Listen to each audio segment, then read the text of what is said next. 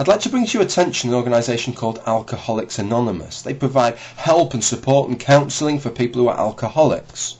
If you go for them for assistance, one of the first things that they will do is take you to a meeting with other alcoholics present and get you to hold your hand up and say something along the lines of, "Hi, I'm NoPlum99 and I'm an alcoholic." That's right, the first thing I will do is get you to admit your alcoholism. That is key to their strategy.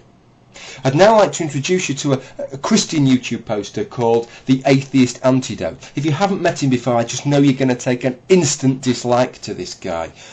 But what I want to do is to consider what is an atheist antidote. What does he mean by that name?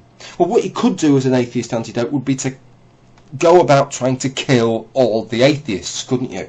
But Christians don't tend to do that kind of thing, not anymore. And so I'm assuming that's not what he means. What he wants to do, therefore, is to try and cure atheists of their atheism. A bit like Alcoholics Anonymous. Oh, where did they come from? The way Alcoholics Anonymous try and cure alcoholics of their alcoholism. Let's see what he's got to say about atheists. God made himself known via creation to all men. According to the apostle, God revealed himself not just to Christians and Jews, but to all men. I mean, come on, all people know God exists. They can't put their finger on the finer points of who he is. They know he exists. I don't really know what we've learned from that clip, other than this guy has never been to Alcoholics Anonymous. Or if he has been to Alcoholics Anonymous, he wasn't really that impressed with their methods. His method is very different, isn't it? What he is going to do is to try and convince atheists to abandon their atheism by telling them that they're not atheists in the first place. I don't think that's going to work, is it? He needs to work out who his target audience is. And for him to be the atheist antidote, his target audience has to be atheists. But whereas there might be some very closeted, naive Christians who'll nod their head and say, yeah, that's what it must be. It must be that these atheists are not really, oh, how can anybody not believe in my God?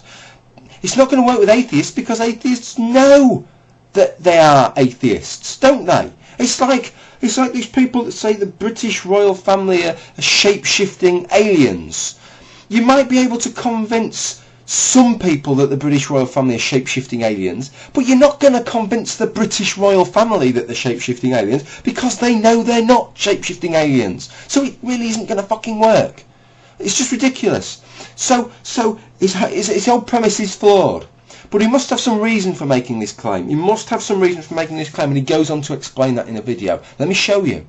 I mean, what I think is atheists suppress the truth because God ultimately cramps their style. It's hard to continuously indulge the flesh with the pleasure they've become accustomed to when there's this looming holy God who you're going to have to one day pay an account. The truth is all men who have not bowed their knee to God hate him, not because he's not real or unholy or not making himself evident to them. No, it's because they want to wallow in their sin.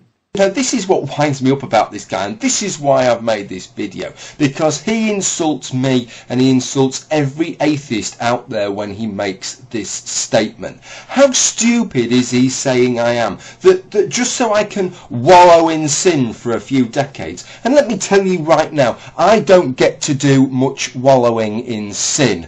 Oh, that I did, you know, but just so that I can spend these few precious decades wallowing in sin, I'm quite prepared to burn in hell for all of eternity. And I'm well aware, according to him, I'm well aware that that's what's going to happen. But I'm so short-termist and I'm so effing stupid that I would make that sacrifice. You know, I'm not a stupid man. I've got an engineering degree. I've passed the Mensa entrance exams. I'm not a particularly stupid individual. And I'm telling you, Atheist Antidote, that given if what you were saying was true and if I believed it, I would happily live the life of a monk. Right, not indulging in any pleasure whatsoever, and I would happily flagellate myself daily, and I would be quite happy with that, knowing just what was going to await me. You know, just what a much better fate I was going to get for trillions of years.